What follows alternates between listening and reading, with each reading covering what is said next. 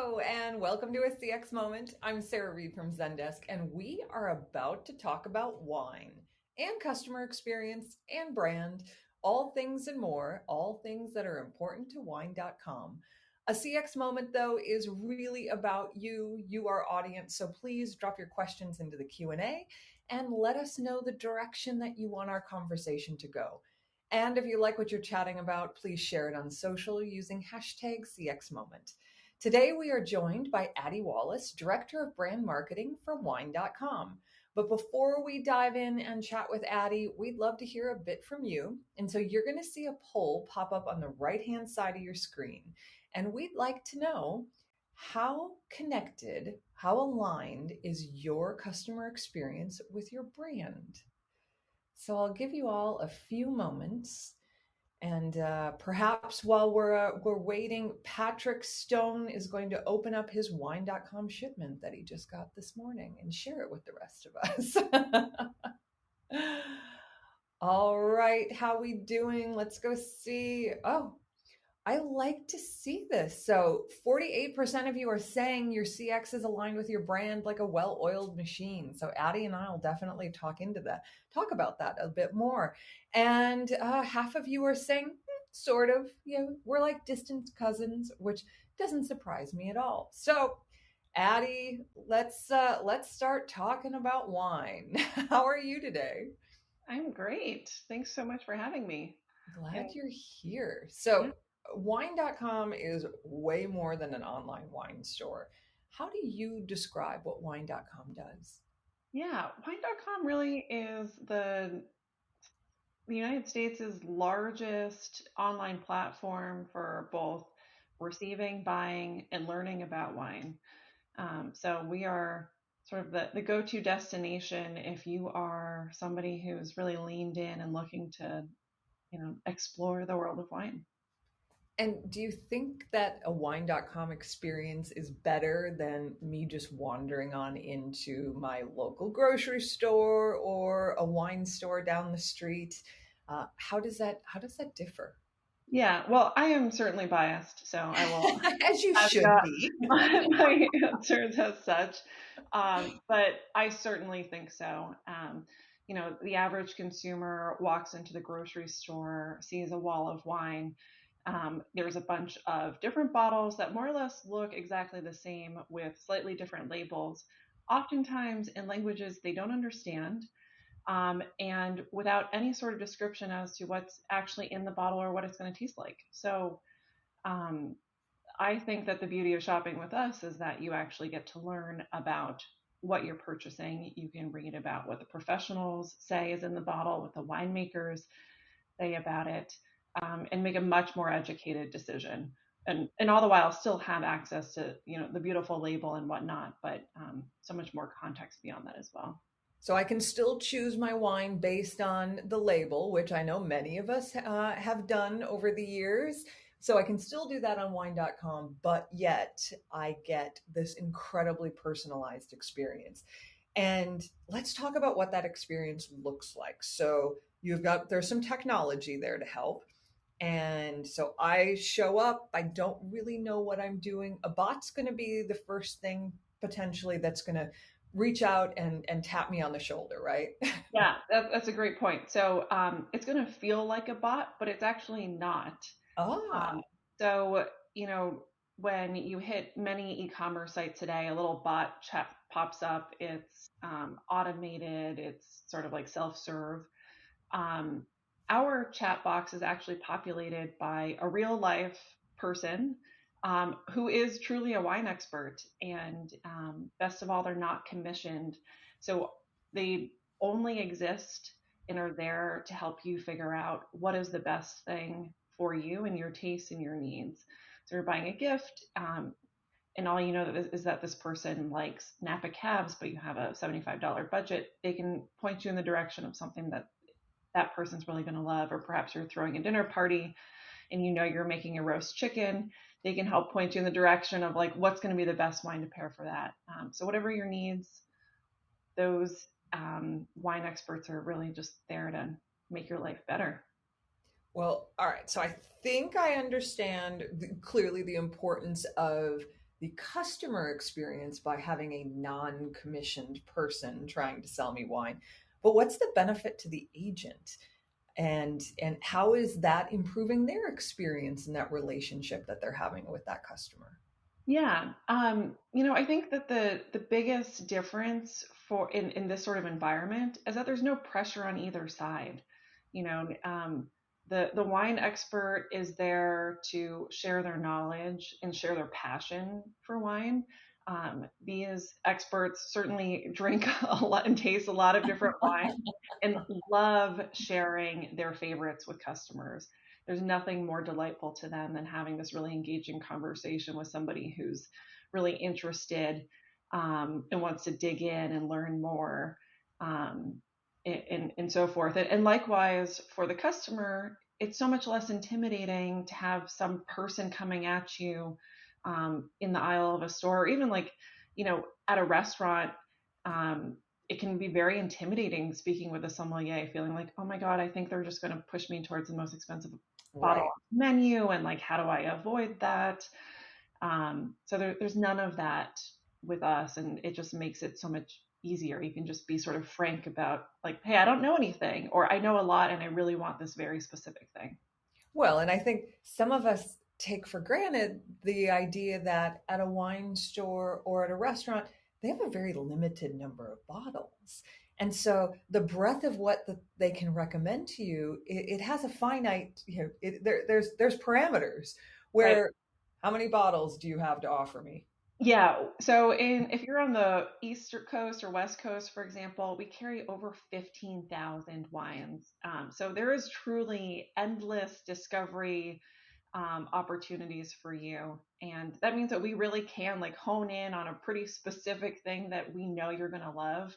Whereas if you go to the store, there might be something that's sort of like in the vicinity, but it may not be an exact match because they only have a couple hundred.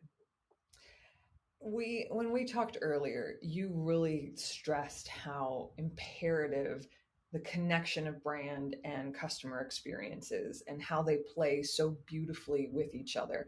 Was this something that happened organically at wine.com, or was it a very purposeful thing that brand and customer service, they're going hand in hand? Yeah, I mean, I think it's been part of our ethos for a long time. Um, but at the end of the day, we just really believe that being customer centric is what's going to be most delightful for customers. We exist to help the wine lover discover and enjoy wine. And so, therefore, all we should be doing is thinking about what does the customer need and how can we best serve that. And a huge piece of that is through the customer service team. So, that's the whole reason for creating this team of, recommendation agents, these wine experts, for example. They exist solely to help us, um, you know, enable that mission for our customers. So, yes, brand and customer service, I think, are inextricably linked. If you're going to be a successful company, and if you want to embody the things that, you stand for.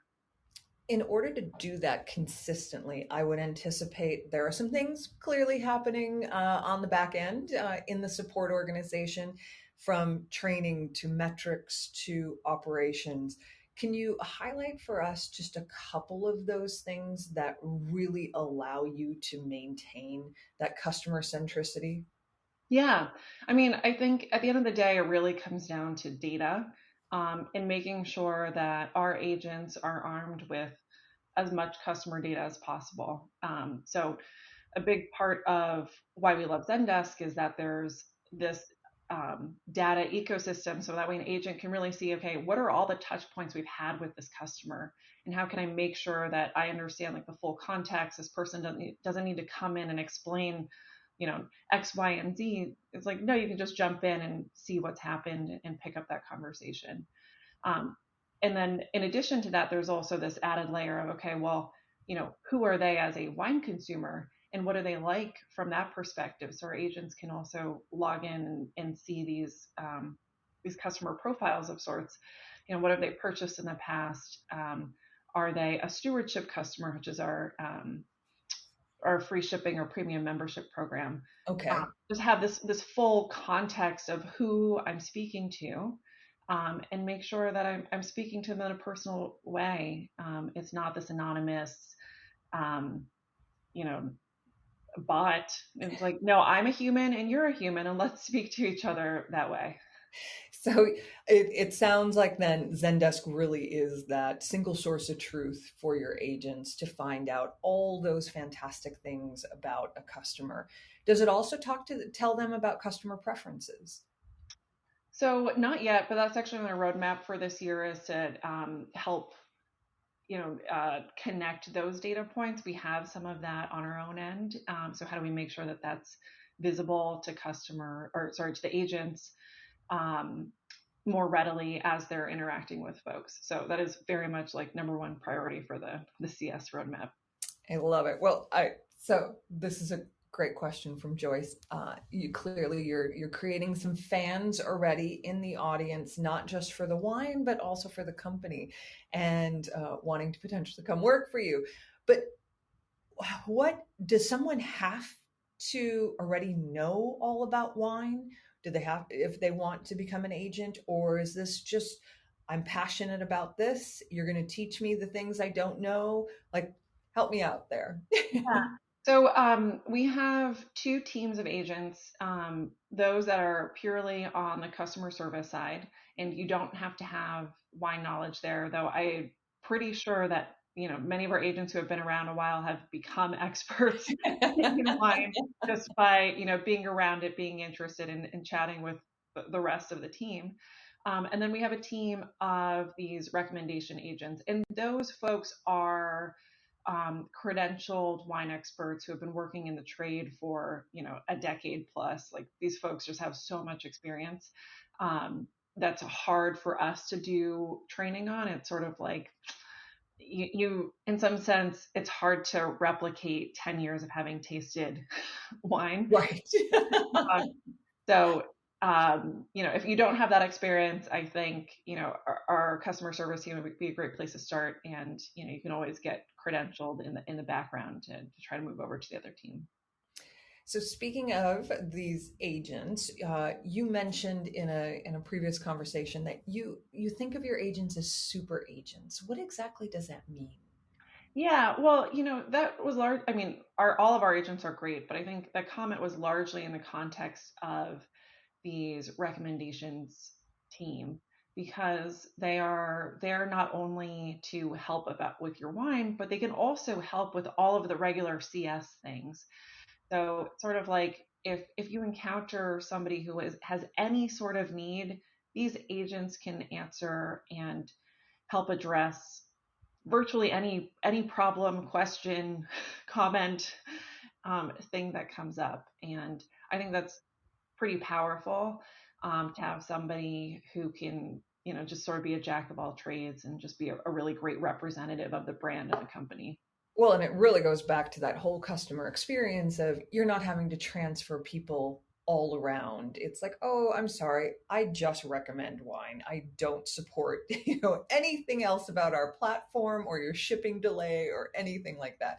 That can be really problematic if you're sending people elsewhere. So it's wonderful that you're keeping all of that knowledge and skill within one agent. Is and we're getting some metric questions here, so I'm gonna dive into a few of them. Are your super agents, are they are they do they have the same metrics? Are they the same KPIs as your true support agents, or are they all measured essentially on the same thing? Yeah, I mean, I think the North Star metric for our customer service team generally is CSAT, so customer satisfaction. And we measure that for both teams, and together. So, from that perspective, that's sort of one metric that pervades both. We certainly, for those that are on the recommendation side, we obviously track what's being sold just to see, like, as is more of a metric of are these folks being helpful, Right. and not it's not a like you're going to get a commission based off of this, just more of like should we change something about the experience to make sure that it's more helpful for perhaps or whatnot. Um, so those are sort of the two things that come to mind for those folks. There's obviously a whole bunch of more like efficiency things, like are people waiting? How long does it take for us to respond on different channels and whatnot? Um, but that really all ladders back up to CSAT. And do you know offhand how you measure your CSAT? Is it a 1 to 5 scale? Is it a thumbs up, thumbs down?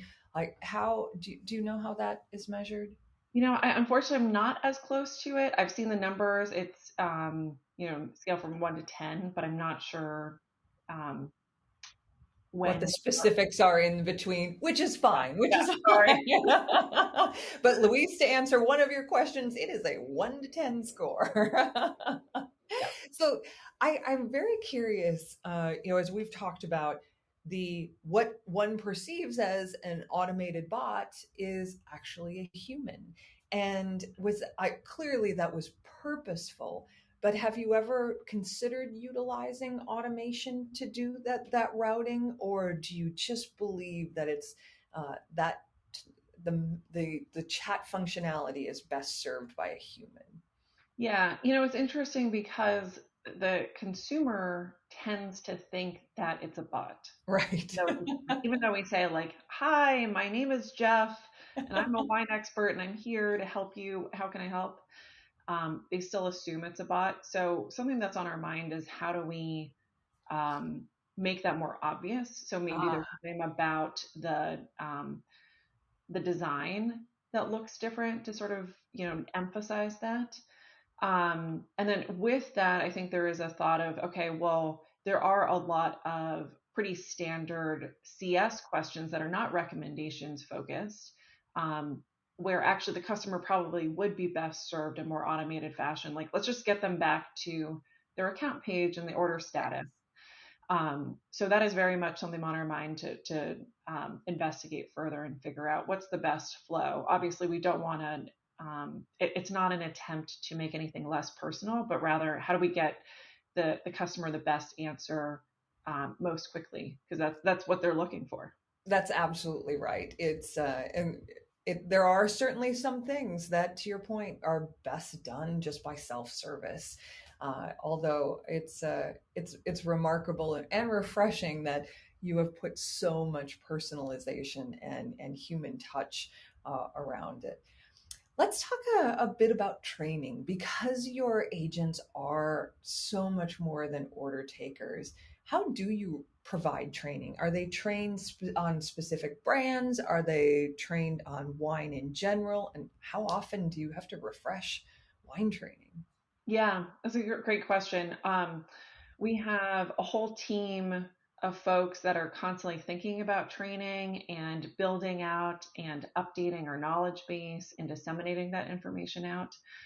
Um, so I think that the cadence probably is happening on somewhat like of a quarterly basis, but it's also related to just sort of like waves of new agents coming in. So, for example, around the holiday season, we have a huge surge of sales and we bring in a whole bunch of customer service folks to help support that, in addition to recommendations agents at that time. So, prior to the holiday season, or really like ramping up into it, there's training sessions every week, like get everybody up to speed.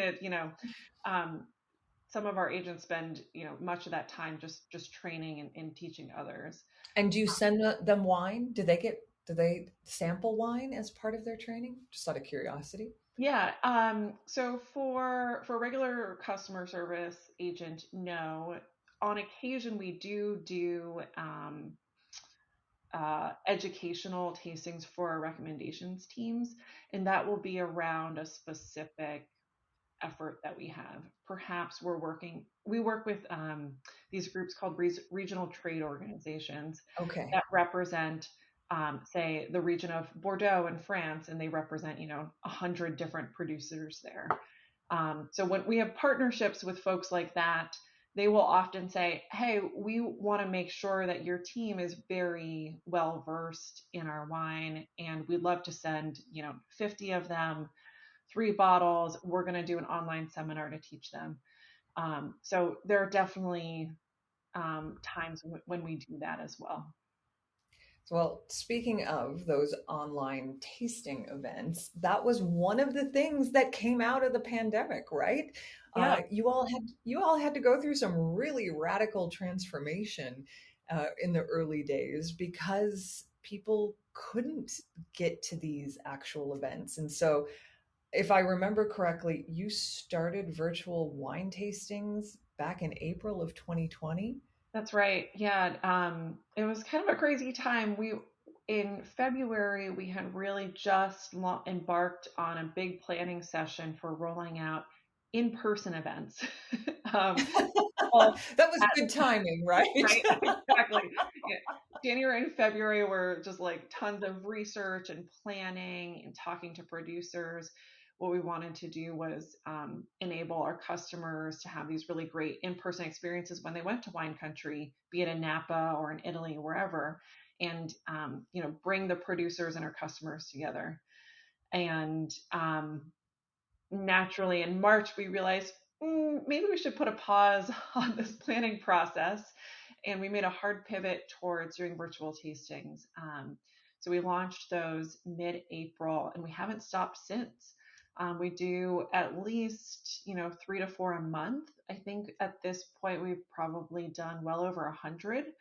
um, and yeah, it's been wildly successful.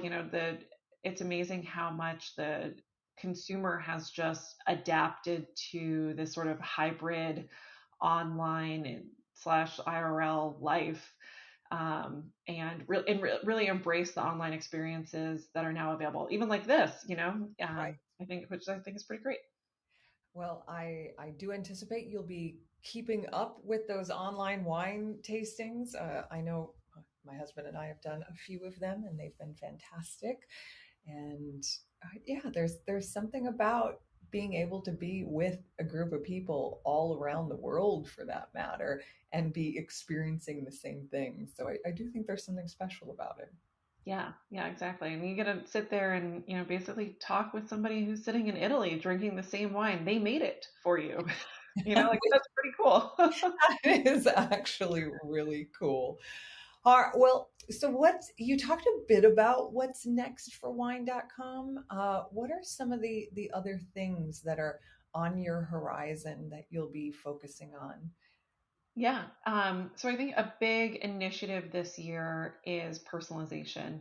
And part of that is, this customer service element.